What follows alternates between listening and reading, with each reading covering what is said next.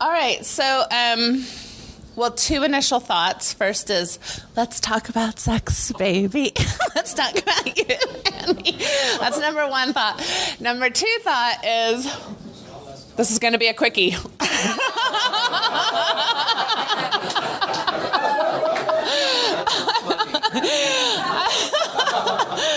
Although it's about 55 minutes, so that's about 45 minutes longer than most.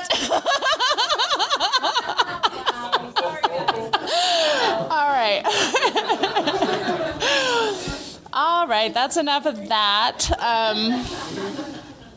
So I always start off my sex talks with a few disclosures, because I think sexuality is a fairly sensitive topic, and so we just want to kind of be on the same page. I feel like it's more successful if we're all kind of having good expectations of what to expect, like sexual contracting. So in a way, that's what I'm doing with you today. I think this is, not a presentation that covers sexual trauma. Do you want to give me a clicker and I'll just do them both? Okay. You're doing builds. Yep. Okay. Sorry about that. Okay. This is not a presentation that really covers sexual trauma, and yet sexual trauma is a huge part of our human story. It affects at least a third of us. Doesn't matter if you're male or female. And that those numbers are conservative, okay? Because there's still a lot of stigma and taboo, and even people being able to talk about the fact that they were sexually traumatized. So I just say that just to validate whoever's in here. I am a sexual abuse survivor myself, and so I understand that there are implications of that. And take care of yourself. So I'm never offended if anybody needs to walk out. If anybody needs to do whatever you need to do to take care of yourself. You never know when something, either a joke I make or a slide I have or something may be difficult for you. So honor yourself and your body and pay attention to yourself, please, during this presentation. The next thing is that I definitely want to make sure that very confident is my expertise in the field. That means nothing when it comes to being an expert in your personal life. Okay, so please, especially coming from our Mormon culture, do not replace me as an authority. You need to be your primary authority in your life when it comes to your sexuality. So I may have strategies, I may have ideas, I might have generalities, I might have guidelines, and yet please, please, please feel free to disagree with me at any point in this presentation. Don't use me as a club back home. It's always fascinating for me to hear how I get interpreted back home. What a wife or a husband may come back and say, well, you said this to my spouse, and I'm like, I did? Or even if I am represented correctly, don't use my information in a way that will actually defeat the purpose of what you're hoping to create. So if you go home and say, well, Natasha said, everything that I've been saying for the past 20 years, it's probably not going to go well for you. So just be mindful and be smart, I guess, be emotionally intelligent about how to use the information I'm going to share with you. Basically, what you're going to get out of this presentation, because it is a quickie and it's not comprehensive, is I'm going to mainly talk to you from a faith transitioning approach, from the idea of messages that I believe that you need to address and be aware of coming from our culture, and also tasks that you may want to be thinking about in regards to, okay, where do I go from here? Okay, so that's really all we'll be covering today, and even in those two small areas, it's not comprehensive. So I could talk about sexuality all day long for about a year, and maybe you'll get something comprehensive. So just understand the limitations. And, let's see. I guess that's it. Is that it? Yeah. All right. So the number one idea that we've kind of already touched on today a bit, but sexuality and sex and all these words that have to do with sex are generally something that's considered taboo, not only in Mormon culture, but again, United States culture and many other cultures across the world. And so there's obviously a sense of anxiety or discomfort when it comes to talking about sexual subjects. And that's pretty much something we're talking about as sex therapists in every context that we can think of. However, from a Mormon construct, what does discomfort mean? Okay, yes. So, if every time you feel uncomfortable about a sexual topic, you've been taught to interpret that as I'm being influenced by something evil or bad or negative or dangerous, you can see how it starts becoming very difficult to develop correctly sexually. Now, it's interesting that when there are things that you may be uncomfortable doing, such as paying tithing or going on a 2-year mission, the role of discomfort is interpreted differently in our culture, okay? But when it comes to sexuality in particular, discomfort means that you're going down the wrong path. So you're going to be uncomfortable with some of my ideas. You're probably going to be uncomfortable with some of the content that we might be presenting, either today or in many other areas of your life that you may get self-help or other ideas about sexuality. Please be very aware that this is your programming. And so discomfort doesn't have to be this horrible thing. I'm going to give you the reasons why I think there are discomfort that are legitimate. There are dangers and risks when it comes to being a sexual adult and a sexual human being. So as we all know, through fear-based sexual education that we probably all received, there are real reasons to have concerns. So that's okay, that's one way that you can think about your discomfort, but I want it to be really a very minimal way because, again, it's been over-exaggerated in our education to begin with. Another reason why you might be feeling uncomfortable is that any time that you are growing or trying something new or considering a new approach, there's a natural discomfort to that. So if you think about the first time maybe that you heard about French kissing or even the sex act to begin with, I was about 10 and I was literally very concerned about the human race. I thought we were disgusting creatures. And I couldn't believe that this is how things were going to pan out for me. By about 13, I had changed my mind on at least one of those things. And by 15, the second. So that's because with experience and with growth and with trying some new things and trying them over and over again, you get accustomed to new things. Now, if you're in the context of a religious construct that says, what would they call that as far as if you're getting used to something that you shouldn't be getting used to? What do we call that? Desensitized. You're getting desensitized. And so a very normal process of human behavior is getting cynified, which is my favorite new word. So you want to be, again, careful about interpreting your discomfort when it comes to new experiences. And just because you don't like something the first time or just because you're uncomfortable moving into new experiences doesn't necessarily mean those things will always be a bad fit for you. This is very confusing in the context of the Me Too movement and the very, very important concepts that we have to learn about consent. How do you know when I can be uncomfortable without crossing the lines into not consent? A safe word is a safe word is very important, but a lot of times this is a struggle within your own mind. A safe word is more about you already know what's not safe for you, and so you're going to communicate that with your partner, and they're very important things to have, especially if you're into kink or gagging or anything like that, because then you need to have manners to communicate that may not even be verbal to have consent.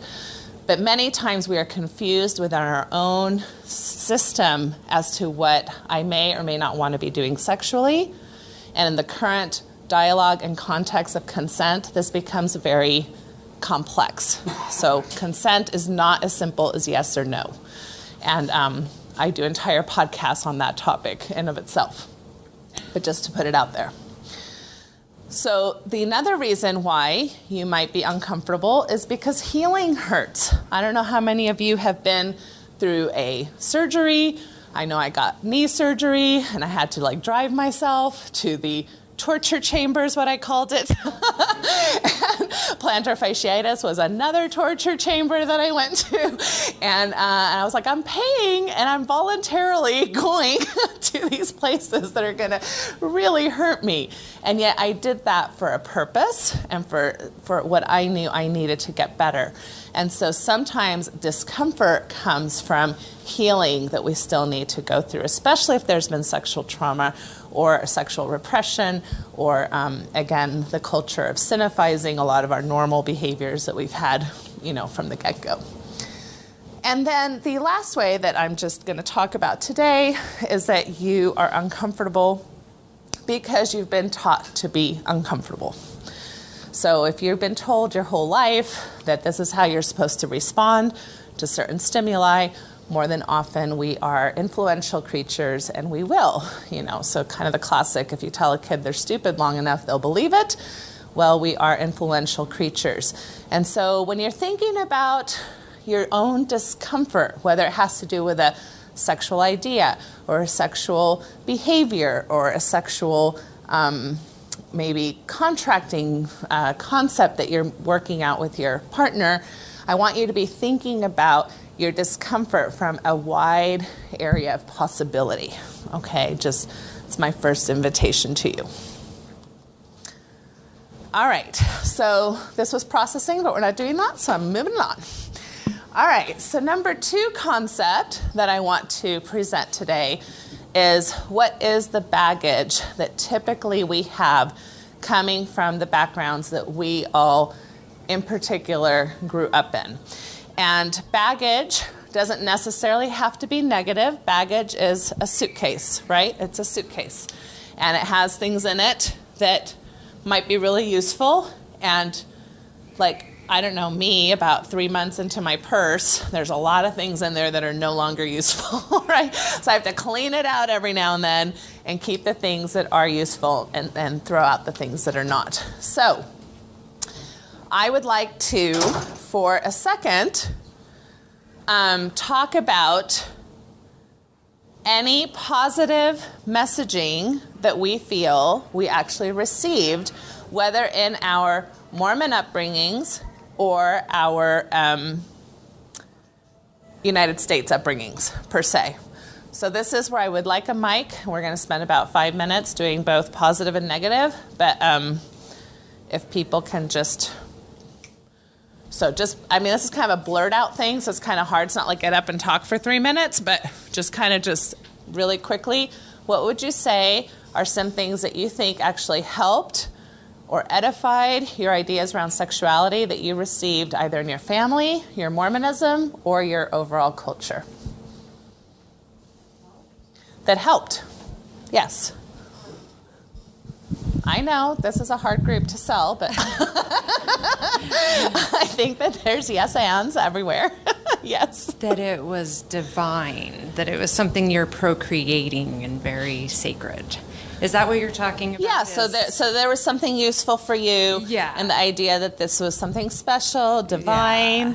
If that it's there was something between you and your husband, it's it's a beautiful thing to do. Okay, so there's something beautiful about this. In the right place, in the right time, there's something beautiful and wonderful that you can expect out of it. Yeah. Wonderful, thank you. Next. Comfort. Tell me a little bit more. What?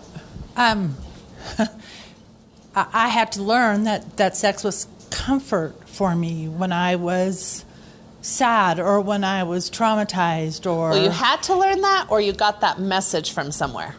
I got that message. From where?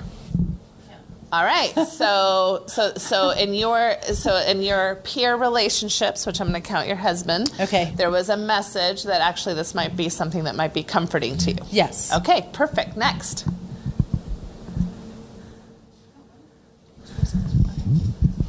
That it's fun.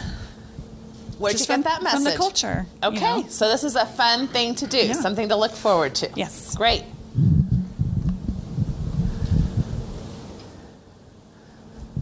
Might be a little loaded, but have respect for your body and others' bodies. Okay, so there was something about responsibility or respect that are important things to consider when relating with somebody sexually. Perfect. That we're sexual creatures and we have needs, and sex is part of that. Okay, so there was some normalization around a sexual drive. Yeah, it's part in of your being human. upbringing. Yeah. Yes. Okay, great. Anybody else? All right, great. So I'll just give you my list, which is not comprehensive, and some of you will have touched on it. I do think that there is actually some pro-sex Mormon doctrine, right? So compared to some other religions where procreation really is the only reason to have sex and almost kind of like a necessary evil, we, and believe me, it takes me a lot to quote Bednar, but I always give credit where credit is due. So sex is not just for procreation. It is for the strengthening of emotional and spiritual bonds between husband and wife. There's some limitations in that from a sex-positive approach, of course, because it's very heterosexual-oriented and it's very, only in a certain context. And yet there is something really powerful about having a religious construct where sex is seen as something emotionally bonding between spouses. So there's something, I think, good that we got there. I think that this concept that we do have in Mormonism, that pleasure and joy are an important part of the human experience. Again, growing up or living a lot in evangelical circles, this is not necessarily the case in all religious cultures, where they really see the problem of the whole human problem is that we left the garden to begin with, and that wasn't supposed to happen, and Eve kind of ruined it for all of us. And so we have this kind of different philosophy that we're here to experience pain, but we're also here to experience pleasure. Now, granted, I got fired from my Relief Society class for saying this, but I thought it was a very spiritual concept that we believe in divine beings that would create a clitoris, which it was Relief Society, ladies. Come on. I mean, I can understand being fired from Sacrament. Where else can you talk about this? So I do think, and I really do think, that if you're going to believe in divine beings whom we are supposedly in their image, and women have a body part that is purely its only reason for existing is to experience pleasure, that's a pretty profound framing, if you're going to believe in a Heavenly Mother and a Heavenly Father who created you. So I do think that there's some positivity there.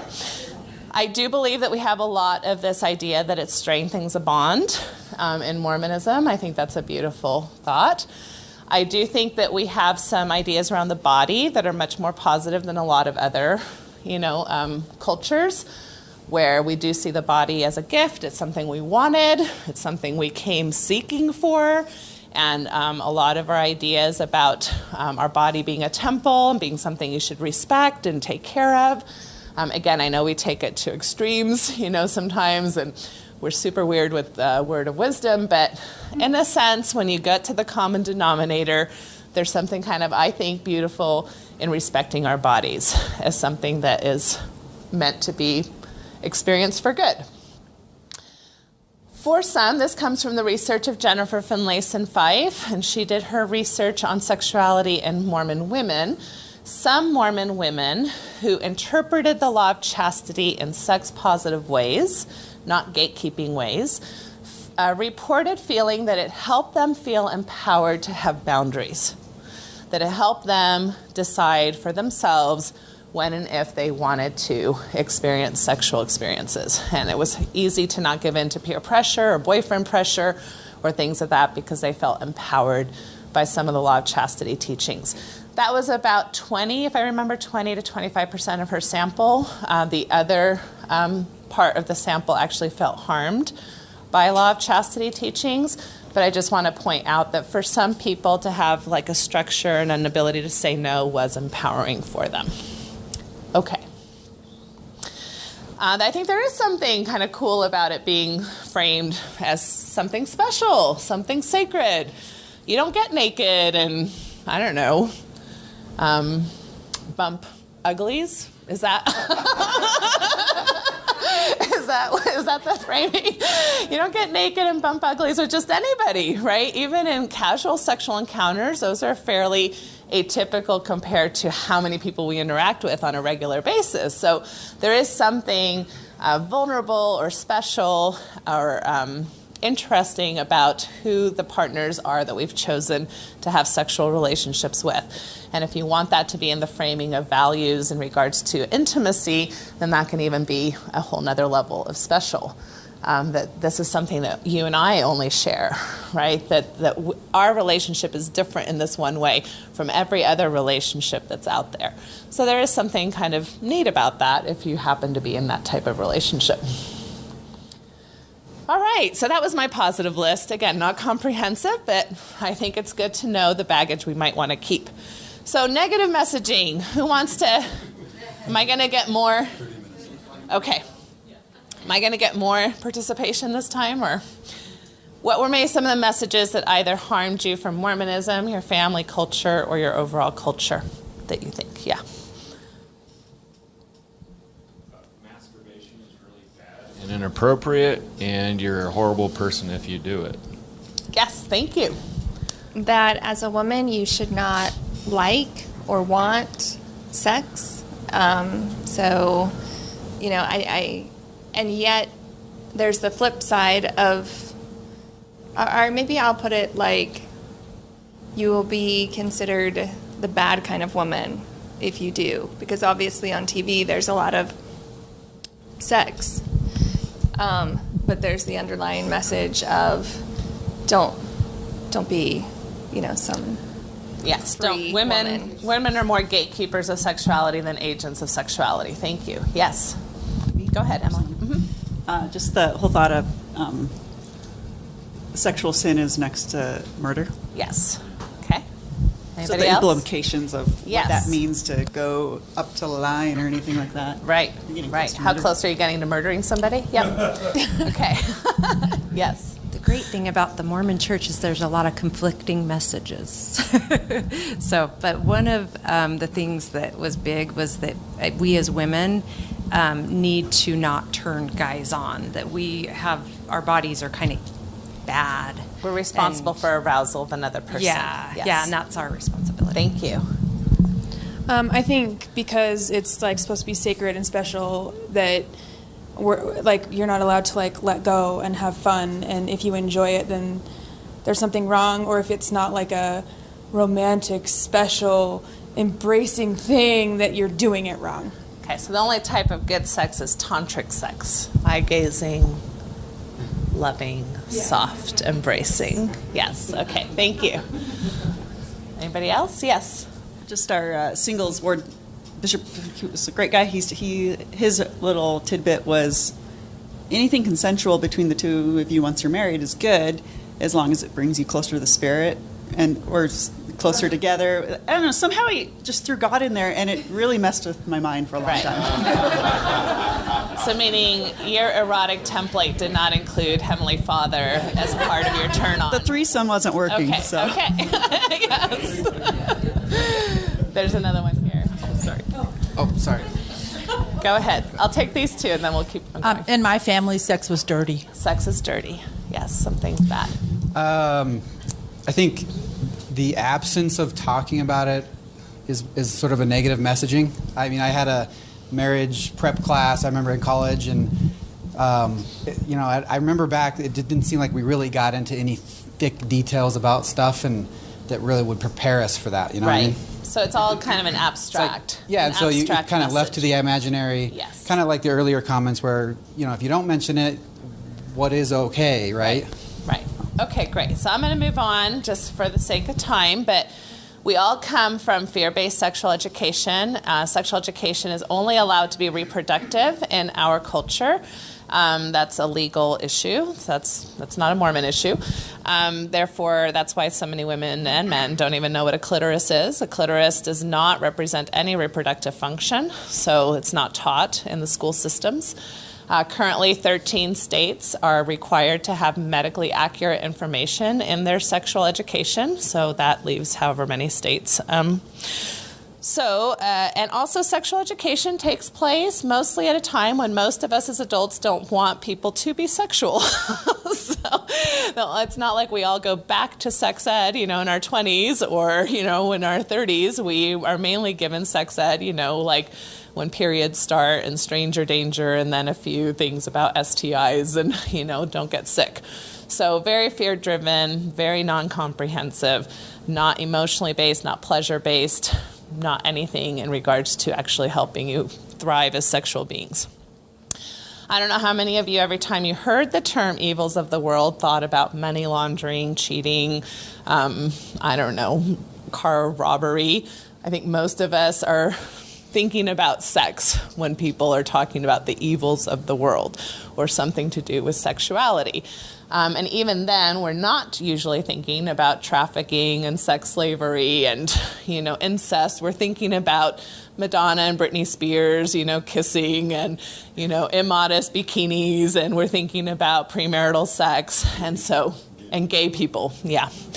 So really, really interesting as far as how we've interpreted the evils of sexuality.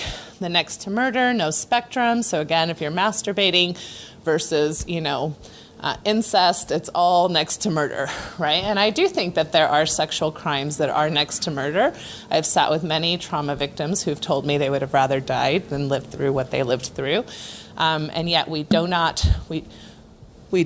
spectrum criminal sexual activity with consensual behavior, even amongst teens. We all just put it all into one umbrella. So very, very problematic. And too many of our teens who are virgins and wonderful members of our church are cutting themselves and depressed and anxious due to masturbation and other simple things. The object lessons, right? So once you're kind of the chewed gum, who's going to want you, or the flower that gets passed around. And I had several of these in my own experience. So for those of us who are all talked to as if we are all still clean, and this becomes extremely conflictual for people who do have childhood sexual trauma. So they don't understand, does that mean that I'm also, so there's, again, no spectrum in between consensual sexual behavior and having been assaulted. And even then, even if you have like teens who are doing sexual consensual behavior, this is a completely inappropriate way to frame their worthiness. The natural man, so all of us have this sense of like, how can I really trust myself, right? How can I trust my desires, my fantasies, my eroticism? All of that is suspect. It's kind of you're growing up and you're developing in a space of suspect for self when it comes to your sexual development. The arousal and thought process is in of itself bad. That's why if you go according to the 4 Strength for Youth pamphlet, we will all fail at that, including asexuals, because now the research shows that asexuals still masturbate about twice a year.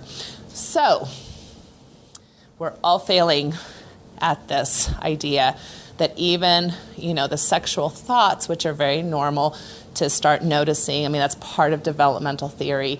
At about 10, 11, 12, I remember having crushes when I was 5 or 6. To start noticing romance and sexuality as part of your development now gets turned into this really bad thing. And also thoughts of lust have been really conflated.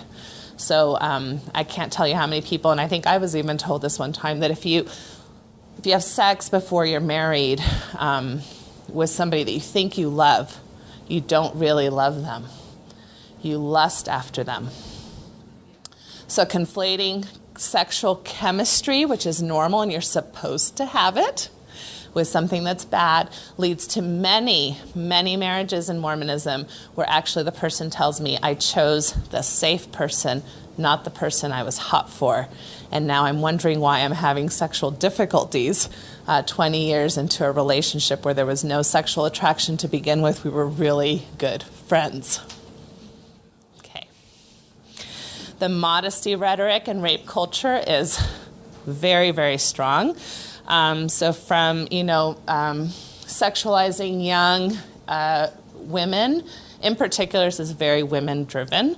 And also, so many women that are large-breasted or hippie or curvy telling me how difficult it was for them. Even if they were wearing modest attire, they were still shamed for being too sexy because, their breasts were prominent. And I can't tell you how often I go into a young women's room and I see this posture.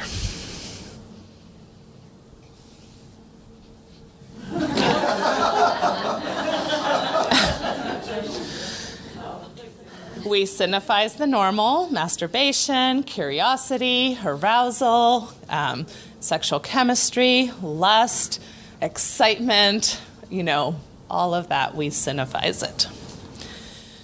This is a whole mess. I mean, we do slightly better in Mormonism, but Christianity and purity culture has this rampant in our media, in our songs, and in how women are portrayed. From this idea that the ultimate mother never had sex to begin with, to the temptress who's going to basically be the undoing of all mankind.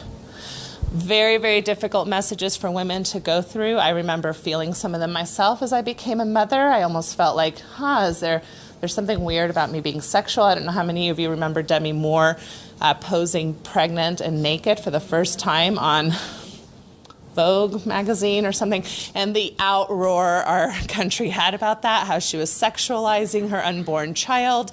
We understand the many dialogue we have about breastfeeding, even now in our culture, where we fetishize breasts. This is a huge problem. Men also have a huge disaster of issues, from you're supposed to know it all and have all the experience and be studly and know how to turn us on, to you're just going to flail or rape somebody, or I don't know, put your penis out there because we walk around in our porn shoulders.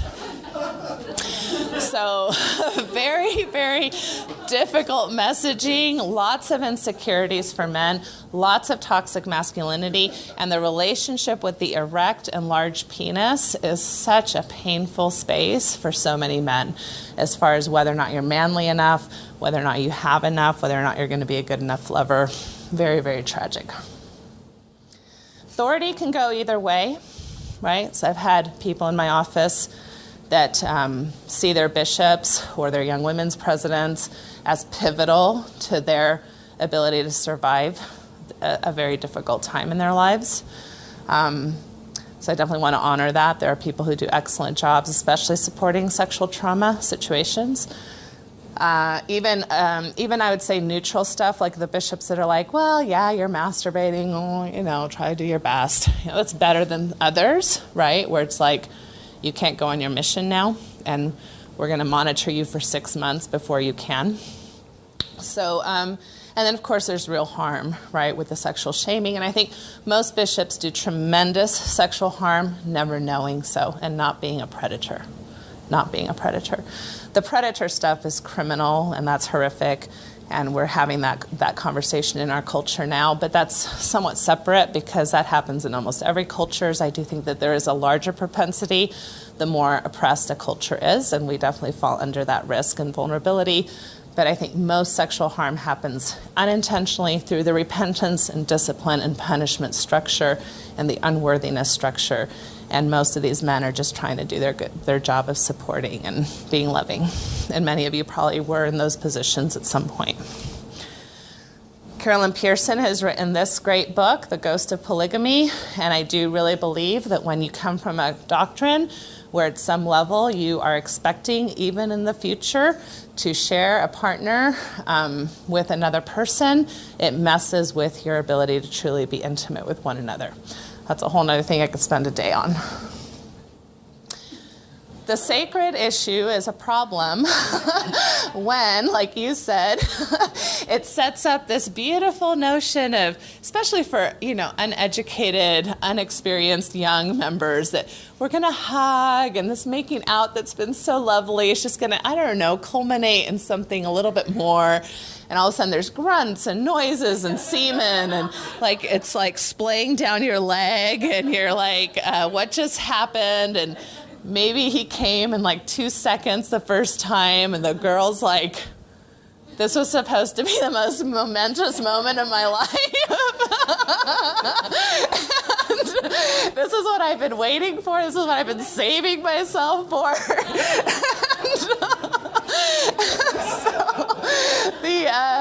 The sacred versus reality of what the sex act is about, which is quite animalistic and quite instinctual, and just kind of it leaves people for a big kind of shock, and a lot of unfortunate things happen in what I call honeymoon trauma that set up a couple who doesn't know how to talk or normalize things for years and years of dysfunction. Very, very sad, with both of them not knowing what happened to them. So very sad. Sex addiction rhetoric is rampant, and we as a culture are very prone to be vulnerable to this misdiagnosis. This does not exist. This is not a diagnosis. I will not spend more time on this. I've got about 500 podcasts on Mormon sex info if you want to understand it better. It doesn't mean that we don't have problems. It doesn't mean that people aren't legitimately hurt around some of these issues. But it is not the way that we have framed it. And the way that we have framed it usually makes more problems. Like John was talking about his anxiety around stopping something, and we have really driven the anxiety around this topic. So we've made it wonderfully worse. Everybody's looking at porn more. And every time Oaks talks about it, especially on Easter Sunday, I'm like, I'm so glad that I got to think about porn on Easter Sunday. Thank you, President Oaks. Maybe I'll go masturbate now.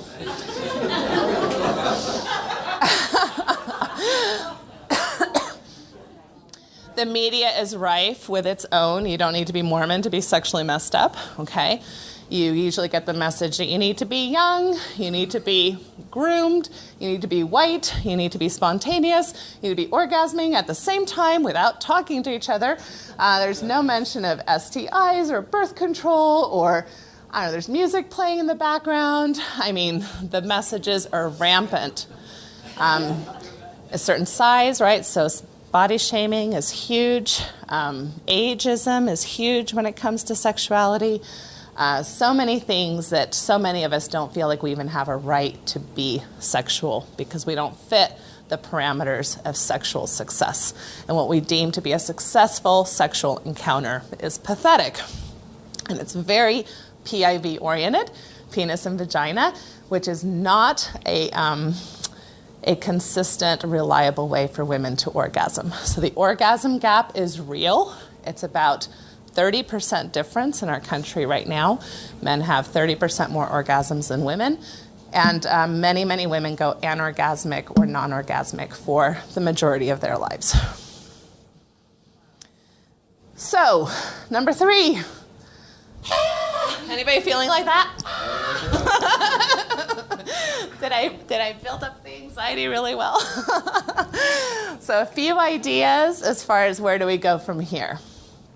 I do think re-education of ourselves is pivotal, and there's lots of wonderful books. I have lots of resources.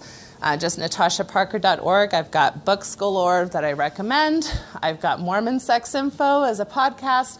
I've got Sex Talk with Natasha. I mean, I'm trying my hardest, people, to educate and re-educate myself and all of you in the process. So really spending some time really understanding anatomy, eroticism, and sexuality are in of themselves 3 very different things. So it's exciting to do that, and hopefully we can look forward to that. The 6 principles of sexual health are a wonderful way to start. When you think about these principles, you really start understanding that most people sitting in the pews on Sunday who are married are not following the basic principles of sexual health. And when we tell our children that married sex is healthy sex, we set them up for a lifetime of failure. And that's what we were told. That marital sex was the key to good sex. And that is not the case. And this is why there can be casual encounters that are hookups that are healthy, just like there can be casual encounters and hookups that are not healthy, but there can be emotionally committed marital relationships that are healthy and not healthy as well. So, consent, non-exploitative. We are very exploitative in our sexuality. These are the classic guilt trips and poutings and all those things that we do. It doesn't mean sex slavery. Protection, of course, honesty, shared values, and the mutual pleasure piece is huge. So most of this doesn't happen because we don't know how to communicate with ourselves or with each other about sexuality. Sexual contracting, a big part of your task as a faith transitioning couple or mixed faith marriage is you get to actually look at your contract that you didn't even realize you had many times around sex, what sex meant, whether it was duty driven or what are the assumptions that we had about our sex life, what do we consider to be commitment or faithful or not faithful, whether or not we can have some level of privacy or not through masturbation or individual fantasy, or if I have to share every single thought with you every single time I have one. So many things that we were never taught how to contract correctly. Who wins? So the ownership rhetoric is huge in both romantic and Mormon culture. So this idea that I belong to you and you belong to me is pretty much the basis of every romantic song out there. And it sets you up for failure because if your behavior and your thoughts and your erotic template and your libido don't make me happy, we have a real problem. And that's a very, very unhealthy space to start a sexual contract from. Libido differences are a big part of that, and we get into these cycles, right, of somebody initiates, there's possibly a rejection, that causes hurt, pain, confusion. People usually resent that or pull back, heal enough to try again, and these become toxic cycles that eventually really drive wedges that oftentimes are deal breakers for a relationship, or you become a sexless marriage, or lots of things that can happen in that regards. And the other thing that we do is this idea of getting into meaning ruts, which we talked a little bit about yesterday. We make assumptions of what these things mean, when in reality we usually have no idea what they mean.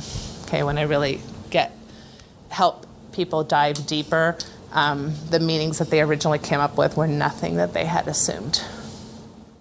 And it's usually, I'm not good enough or you're not good enough. And that's not what this is about. These issues are about. You want to have a diverse toolbox, diverse, in helping you manage your sexuality as a couple and or individually. I want you to, just like we've talked about all the values, you really need to come up with your sexual values. These are ideas. These are not musts. You have to decide what's going to be on your values list. The only musts that I have are those 6 principles of sexual health. And sex is good for you. It just is. It's really good for you. It has some of the best health benefits around. It beats mindfulness. And if you want to prioritize this in your life, you really should not be going longer than 2 weeks without having a sexual encounter with yourself or with your partner, because if you go longer than that, what starts happening is the anxiety feedback loop. Because now we're like anxiously wondering, is this about sex? Oh, you touched me. Oh, I better not touch you. Or, because now I don't know if this is about really having sex or just having affection. And that's one of the things that is really, really sad, is that physical affection gets trampled when you have uncommunicated sexual issues, because you can't even have affection without it meaning sex or the possibility of sex. Oh, lots of interventions like sex therapy, sex help books, webinars, podcasts. Prioritize this part of your life. The biggest myth is that sex is just supposed to happen spontaneously and naturally and lovingly. And I'm like, anything natural rusts and erodes and rots. So don't leave it up to a natural process. Anything that you want in your life that's worth fighting for takes energy, money, time, and commitment and intention. So if you want a good sex life, You need to invest in it. Just like anything else, it's worth it.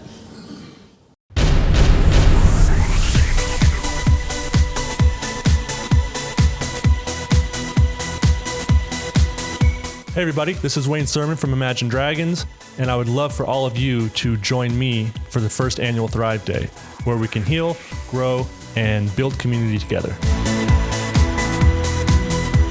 I'm Amber Scora, author of Leaving the Witness. Join me at the first annual Thrive Day, where we can grow, learn, and build community together. Hi, I'm Natasha Helfer Parker. I am so excited to be part of the Thrive event that is coming up. I hope that you'll join me. It's going to be the first annual Thrive Day, and I want us to be able to heal and grow and build community together. Hi, I'm John DeLynn. Please join me for the first annual Thrive Day. Never before will have so many thousands of post-Mormons been assembled, purely focused on the idea of healing and growth and building community. It's going to be positive and uplifting and an exciting day.